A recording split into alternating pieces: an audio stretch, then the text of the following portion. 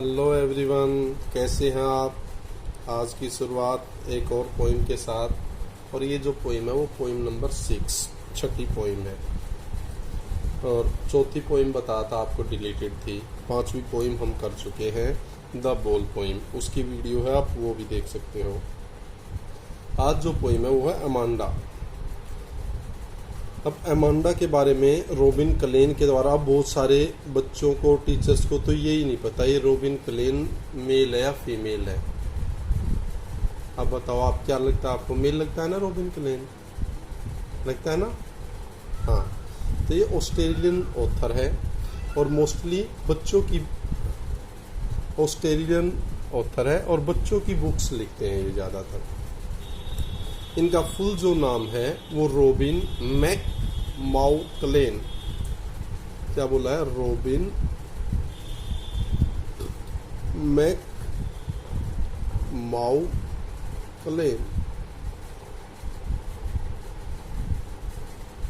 ये इनका नाम है।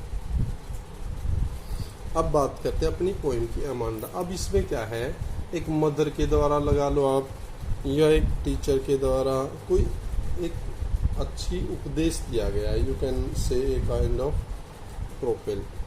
अब उसमें क्या है, जब वो उपदेश दे रहा है, अच्छी बातें हैं, तो क्या क्या कह रहे हैं, अब वो बच्चा कैसा रिएक्ट करता है, ये सारी चीज़ें इस पोइम के अंदर हैं। पोइम बहुत बेहतरीन है, ध्यान से देखना, अच्छी लगेगी आपको भी। Don't bite your nails Amanda, don't hunch your shoulders Amanda, stop that slouching and sit up straight, Amanda. There is a languid emerald sea where the sole inhabitant is me, a mermaid drifting blissfully. अब सुनो, don't bite your nails, Amanda. अब जो उसकी mother है, जो उसको preach कर रही है, वो क्या कह रही है? Amanda, don't bite your nails, अपने नाखून मत कुतरो, अपने नाखून मत काटो। अब बहुत बच्चों को आदत होती है ना, मुंह में ऐसे डाल के अपनी उंगलियां और ऐसे अपने नाखून को कुतरते रहते हैं। दैट इज कॉल्ड बाइट, काटना। तो अब उसकी मदर कह रही है कि अमांडा, अपने नाखून मत कुतरो, मुंह से ऐसे मत काटो, ये गलत आदत है। गलत होती है ना, कोई अपने मुंह में ऐसे नाखून, गंदगी वैसी होती है, उसको चबाता रहता है। Don't hunch your shoulders Amanda. अब और क्या आदत है? हंच वैसे होता है कुब्बड़। अब कुछ बच्चों का ऐसे बैठते इस तरह जैसे पीछे वो कुब्बड़ निकल जाता है। तो अब उसकी मदर कह रही है कि अमांडा, अपने कंधों को इस तरह मत करो कि आपके वो कुब्बड़ बना दे, कंधे कुब्बड़ बन जाए। Stop that slouching. और क्या ये जो झुकना है ना, बैंड जो आप हो जाते हो, स्टॉप दैट स्लाउचिंग, ये जो आप झुक के बैठते हो, इस चीज को बंद कर दो। एंड सिट अप स्ट्रेट, और सीधे बैठो। वो क्या है, अब ये झुक के ऐसे बैठना बंद कर दो और बिल्कुल सीधे होके बैठा करो अमांडा। ये चीजें सारी उसकी माँ कह रही है। क्लियर? लेकिन उसके साथ साथ जो अमांडा है, अमांडा के माइंड में क्या चल रहा होता है, वो क्या सोचती है?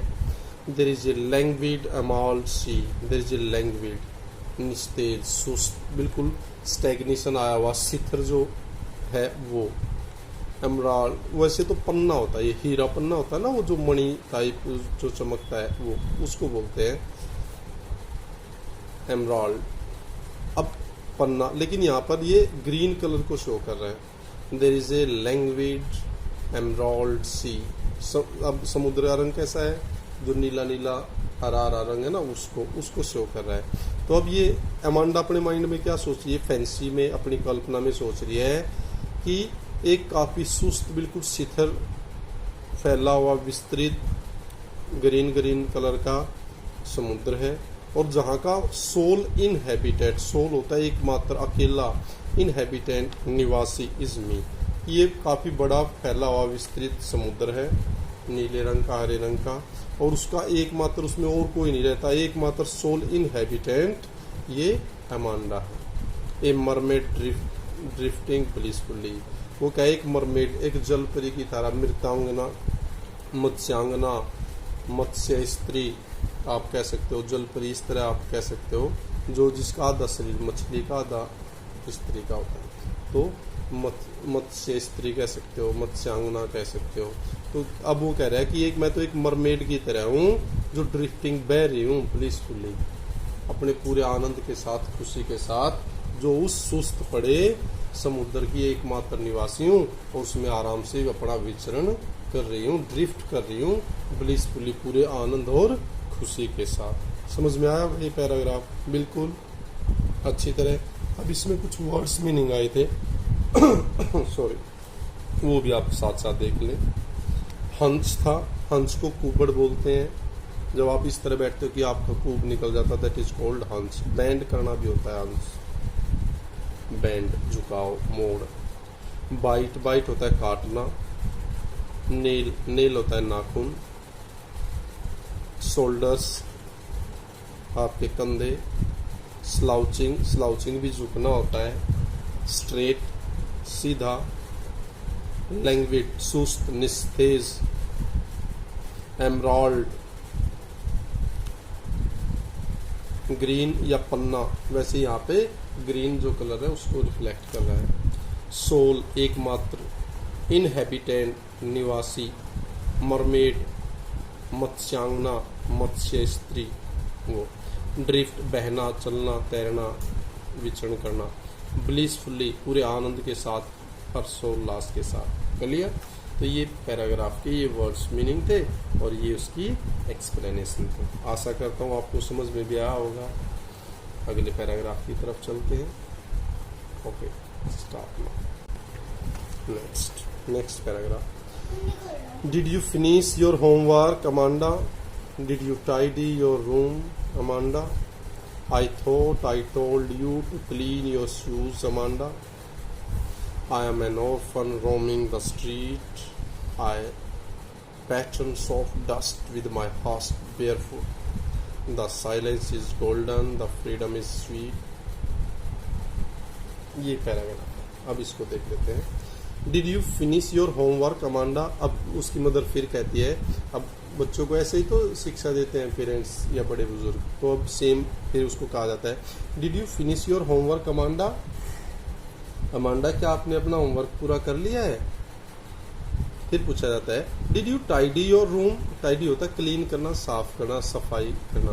क्या आप अपने जो रूम है उसको सफाई कर लिया था, जो चीजें जहाँ वहाँ व्यवस्थित तरीके से रख दी हैं अमांडा? उससे फिर पूछा जाता है, I thought I told you to clean your shoes. मैंने सोचा भी और मैंने तुम्हें बताया भी था कि अपने जूते भी साफ करने, अर्थात क्या जूते साफ किए या नहीं, जैसे आपको बताया गया था अमांडा। इस तरह अब उसकी मदर अब उससे इस पैराग्राफ में बार बार पूछ रही है, होमवर्क किया या नहीं किया, अपना रूम साफ किया नहीं किया, जो शूज कहा गया था वो साफ हुए या नहीं हुए। अब ऐसे ही तो बच्चों को बताते हैं पेरेंट्स, ये चीज करो, ये करो, बैग को से अच्छी तरह रखो, यही चीजें उसकी मदर कह रही है। अब उसके माइंड में क्या चल रहा है? अब वो बच्चा है, वो क्या सोच रही है? I am an orphan roaming the street. अब वो क्या सोच रही है? I am an orphan. Orphan वो होता है a child whose parents are dead. एक बच्चा जिसके माता पिता मर गए होते हैं उसको ऑर्फन बोलते हैं। हिंदी में अनाथ आप कह सकते हो कि मैं तो एक अनाथ हूँ, मेरे मम्मी पापा नहीं है, अकेला व्यक्ति हूँ। रोम, रोम होता है घूमना। अब इसी से बनता है रोमिंग। यूँ कहते हैं ना रोमिंग लग रहा है, तो रोमिंग यही हुआ है। तो रोमिंग द स्ट्रीट, और मैं क्या है गलियों में घूम रहा हूँ अनाथ बच्चों की तरह। I pattern soft dust with my hurst barefoot. I pattern soft, और क्या अब पैटर्न बना रहा हूँ। अब जब आप अनाथ हैं, गलियों में इधर उधर घूम रहे हैं, पहले तो कच्ची गलियां होती तो क्या करता है, तो आई पैटर्न अर्थात छाप, जब आपके पैर उस पे जमीन पे पड़ेंगे, वो जमीन रेत वाली है तो वहाँ आपके पैर छप जाएंगे, उनकी छाप होगी, उसके लिए इसने यूज किया है राइटर ने आई पैटर्न। अब वो अमांडा कहती है कि मैं उस पर पैटर्न बना दूंगी, निशान छाप छोड़ दूंगी। सॉफ्ट डस्ट, बिल्कुल सॉफ्ट डस्ट पे, जो बिल्कुल नाजुक सी डस्ट है उसके ऊपर। विद माई हर्स्ड बेयर फिट, अपने ढके हुए गद्दे वाले बेयर फुट नंगे पाँव से, और फिर कह नंगे पाँव से मैं उस धूल के ऊपर पैटर्न बना दूंगी। The silence is golden. अब वो कह रही है ना, अभी कुछ जवाब नहीं दे पाती अपनी माँ के जो क्वेश्चन के, तो अब वो कहती है साइलेंस इज गोल्डन, कि चुप रहना ही सुनहरा है, वही सबसे अच्छा है। द फ्रीडम इज स्पीड, और आज़ादी सबसे अच्छी होती है। अर्थात अब मेरे ऊपर पाबंदियां हैं। अब वो अमांडा इन चीज़ों को पाबंदी मानती है कि मेरे ऊपर रिस्ट्रिक्शंस लगा दी गई है, बाउंडेशन लगा दी गई है। तब वो सोच रही है साइलेंस इज गोल्डन, कि चुप रहना ही सबसे अच्छा है, और फ्रीडम इज स्वीट, की आज़ादी काफ़ी मधुर है, अच्छी है। अब डिफ़िकल्ट वर्ड्स जो इसमें आए थे वो था फिनिश, पूरा करना कार्य, टाइडी क्लीन, साफ करना, ऑर्फन, ऑर्फन बता था अनाथ जिसके पेरेंट्स लाइव नहीं होते हैं, रोएम घूमना, पैटर्न कोई चीज़ छापना बनाना, दैट इज़ कॉल्ड पैटर्न, भाई ये पैटर्न आ गया है। डस्ट, डस्ट धूल है, इसी से बन जाता है डस्ट। हस्ट, गद्देदार या कोई चीज़ आप किसी चीज़ के ऊपर, तब दैट इज़ कॉल्ड हस्ट। बेयर फुट, नंगे पाँव, और साइलेंस होता है चुप्पी, शांति। चलिए गुड, आगे बढ़ते हैं नेक्स्ट पैसेज की तरफ। This paragraph, don't eat that chocolate Amanda, और क्या चीज़ें हैं अब उसकी मदर, और क्या उसके ऊपर रिस्ट्रिक्शन, हालांकि वो तो अच्छी बातें बता रही है लेकिन अब उस बच्ची को वो गलत लग रही है। अब उसकी मदर और क्या कहती है, don't eat that chocolate Amanda, अब उसकी मदर कह रही है कि भी जो चॉकलेट आप खा रहे हो वो मत खाओ, अर्थात चॉकलेट मत खाया करो Amanda. Remember your acne Amanda, Amanda अपने जो एक्ने हैं, एक्ने होता है मुहासे, कील मुहासे जो होते हैं ना, उनको बोलते हैं एक्ने। तो आपके जो मुहासे निकल गए, अब जो यंग एज में देखा हो बच्चों के यहाँ चेहरे पे फुंसियाँ सी निकल जाती है, दोज आर कॉल्ड एक्ने। तो क्या अपने इन एक्नों को याद करो अमांडा, और चॉकलेट मत खाया करो। अच्छी पोइम है ना, ये सबके साथ होता है ना, पेरेंट्स ऐसे ही बोलते हैं। Will you please look at me when I am speaking to you, और एक चीज वो कह रही है कि जब मैं आपसे बोल रही होती हूँ तो आप मेरी आंखों में देखा करो, अर्थात मेरी ओर देखा करो। अब बच्चे क्या होता है, जब कोई गलती करते या जो जैसे उसके पेरेंट्स आते हैं वैसा ना करते हैं तो क्या है, टीचर्स के साथ क्लास में भी अब वो ऐसे नीचे नजर कर लेते हैं। तो अब वो मदर कह रही है कि जब मैं आपसे बोल रही होती हैं तो आपको मेरी और अर्थात मेरी आंखों में देखना चाहिए। अब वो अमांडा अपनी फैंसीफुल, अपनी इमेजिनेशन के अंदर क्या सोच रही है, I am Rapunzel, I have not a care life in a tower is tranquil and rare, I will certainly never let down my bright hair, let my bright hair. Now eat that chocolate Amanda, अब Amanda उस chocolate को मत खाओ। Remember your acne Amanda, Amanda अपने जो acne हैं मुहासे उनको ख्याल रखो, उनको देखो, अर्थात चॉकलेट मत खाया करो। Will you please look at me when I am speaking to you, और उसको एक और मैनर बता रही है, एक और तौर तरीका उसको अच्छा बात सिखा रही है कि जब आप बात कर रहे होते तो मेरी आंखों में देखा करो, मेरी ओर देखा करो। और ये एक अच्छी आदत है, जब आप जिससे बात कर रहे होते हैं या कोई आपसे बोल रहा होता है तो उसकी आंखों में उसकी ओर देखना चाहिए। अब वो लेकिन अब बच्चा है तो अब वो अपनी इमेजिनेशन में, अपनी कल्पना में, फैंसीफुल एटमॉस्फेयर में क्या सोच रही है, आई एम ए रापुंजल, कि मैं तो एक रापुंजल। अब माइंड में आएगा रापुंजल कौन है, अब जर्मन की एक फेरी टेल है, जर्मन फेरी टेल। अब इसके अंदर क्या होता है, ये एक लड़की होती है, इसको एक टावर के अंदर कैद कर लिया जाता है, और ये लड़की अब वहीं इसके अपने जो लंबे बाल होते हैं उन्हीं के माध्यम से ये रेस्क्यू करती है, अपने आप को बचाती है। अर्थात टावर काफ़ी ऊंचा होता है, अपने बालों को बांध लेती है और फिर उन्हीं के सहारे नीचे उतर जाती है। ये है रापुंजल। तो अब ये कह रही है कि मैं तो एक रापुंजल हूँ, वो लड़की हूँ, जर्मन की फेरी टेल है कहानी, परियों की कहानी। आई have not a care life in a tower, मैं क्या किसी चीज़ की परवाह नहीं करती। मेरा जो टावर, अर्थात उस लड़की, अब ये भी टावर में ही कैद थी, बंद थी, तो क्या है उसी की तरह जो मेरा जीवन है वो भी क्या है, इन ए टावर इज ट्रैंक्विल, कि मेरा जो जीवन है वो क्या है, काम, कूल, क्वाइट, शांत और बिल्कुल अच्छा जीवन है, एंड रेयर और दुर्लभ जीवन है। I will certainly never let down my bright hair, और मैं क्या है अपने जो ये चमकीले जो बाल हैं इनको कभी नहीं गिरने दूंगी, अर्थात इनको खराब नहीं होने दूंगी। ये अच्छी है ना पोइम। और ये पोइम आपको अपने व्यवहार के ऊपर खुद फिट बैठ रही होगी। आपके पेरेंट्स भी आपको ऐसे सजेस्ट करते होंगे, अच्छी अच्छी बातें बताते होंगे और आपको लगते होंगे जैसे गलत है, बाउंडेशन कर दी, लेकिन वो आपके भले की चीज़ें हैं। अब इसमें कुछ डिफ़िकल्ट वर्ड्स जो आए हैं, एक्ने, कील मुहासे जो होते हैं उनको एक्ने बोलते हैं। रापुंजल वो बता दी, फेरी टेल की एक प्रोटैगोनिस्ट है, पात्र है जो टावर में बंद हो जाती है इस तरह की, और वो अपने बालों से अपना रेस्क्यू करती है। ट्रैंक्विल होता है काम, कूल, क्वाइट, शांत बिल्कुल, उसको बोलते हैं ट्रैंक्विल, एकांत। रेयर, रेयर होता है अनकॉमन, दुर्लभ। सर्टेनली, निश्चित तौर पर। ब्राइट, ब्राइट होता है चमकदार, चमकीले। चलिए आगे बढ़ते हैं नेक्स्ट पैसेज की ओर। Keep on enjoying. Stop that sulking at once, Amanda. You are always so moody, Amanda. Anyone would think that I nagged at you, Amanda. अब उसकी मदर और क्या कहती है। अब जब अमांडा के माइंड में साथ साथ कुछ और चीजें चल रही होती हैं, उसकी मदर कुछ समझा रही है, उसके माइंड में कुछ चल रहा है। अब उसकी मदर क्या कहती है, stop that sulking at once Amanda. Amanda जो आप कह सल्किंग जो सबक रहे हो, अर्थात जो आपका उदास बिहेव है, जो आपका उदासी वाला जो हाव भाव है, उसको क्या बंद करो आप। अर्थात ऐसे चेहरे पे ऐसे उदासी वाले भाव, हेजिटेंट, डिसअपॉइंटमेंट मत आने दो। Stop that sulking at once Amanda. Amanda एकदम से अब जो आपका चेहरे का जो हाव भाव है उदासी वाला, उसको बंद कर दो, रोक दो। You are always so moody. आप तो हमेशा ही मूडी रहे हो, अर्थात जो आपके मूड में आता है वही आप करते हो। आप तो हमेशा मूडी रहे, तो आप कहे ये सल्किंग जो उदासी वाली जो चीजें हैं उनको बंद कर दो।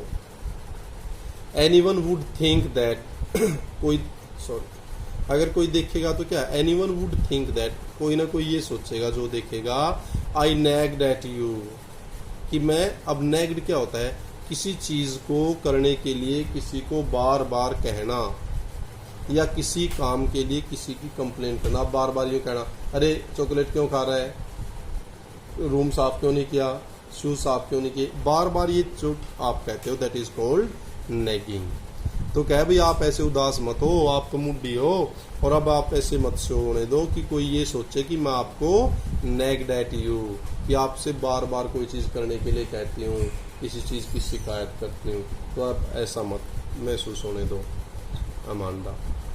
ये चीज़ें लास्ट पैराग्राफ। अब इसमें आया था सल्किंग। सल्किंग होता है उदासी वाला जो बिहेवियर होता है, that is called sulking. Moody, वही मूड से बना है, मूडी कोई ऐसा मूड, हाव भाव अपना।